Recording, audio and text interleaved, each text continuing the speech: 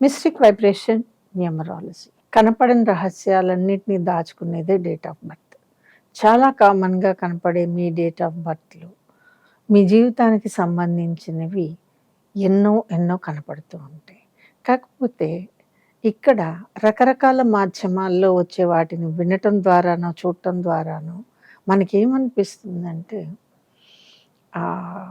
చాలామంది చాలా ఈజీగా అడిగేస్తూ ఉంటారండి. పాస్ట్ గురించి చెప్పండి, నేను నమ్ముతాను.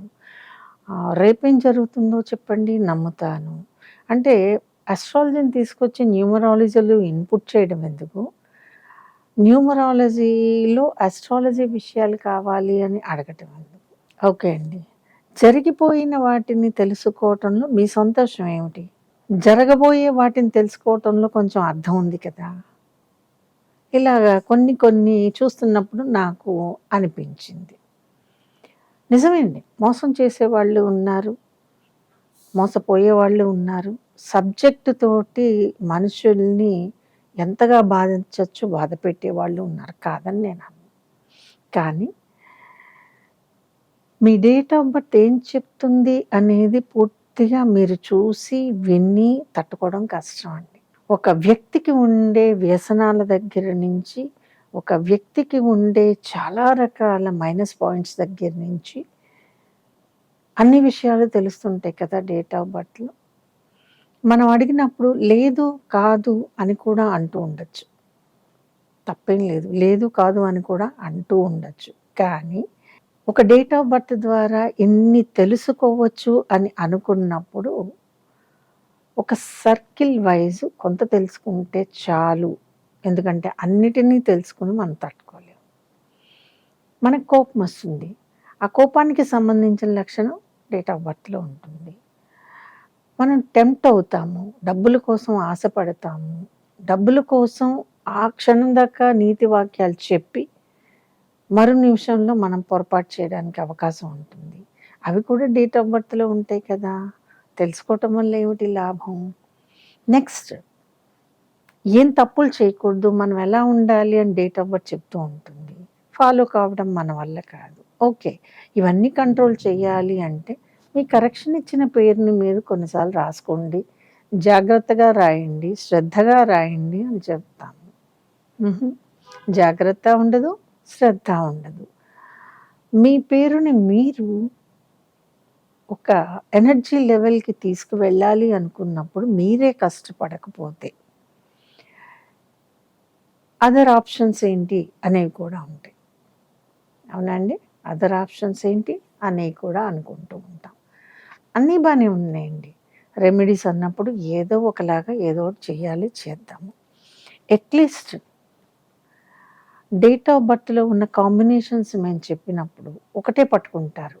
నా డేట్ ఆఫ్ బర్త్ 12, నా డెస్టినీ నెంబర్ ఏమో 8 అంటారు. అసలు అది అలా రాకూడదు, అలా వస్తే ప్రాబ్లం అనే విషయం మీకు తెలియదు. అంటే డేట్ ఆఫ్ బర్త్ని 12 అంటున్నారు, దాన్ని తీసుకెళ్ళి 3 అనట్లా, అది 12 అంటున్నారు. ఇవన్నీ కలిపేసేసి అది ఏ 44 వస్తే 8 అనేస్తున్నారు. ఓకే అండి, మనకి చుట్టుపక్కల ఉండే భావజాలంతో 2 అంటే భయం, 4 అంటే భయం, 7 అంటే భయం, 8 అంటే భయం. కాబట్టి ఇన్ని భయాలని తీసేస్తే మీ డేట్ ఆఫ్ బర్త్లో 9 ఉన్నా భయపడి, 8 ఉన్నా భయపడి, భయపడాలి, ఎప్పుడు పడాలి, పడేటప్పుడు పడదామండి, భయపడవచ్చు, తప్పు లేదు. దాన్ని ఎలా దిద్దుకోగలము అనేది చూసుకున్నప్పుడు పెద్దవాళ్ళకి ఈ ఆప్షన్ ఉంటుందండి. చిన్నపిల్లలకి ఈ ఆప్షన్ లేదు కదా పాపం.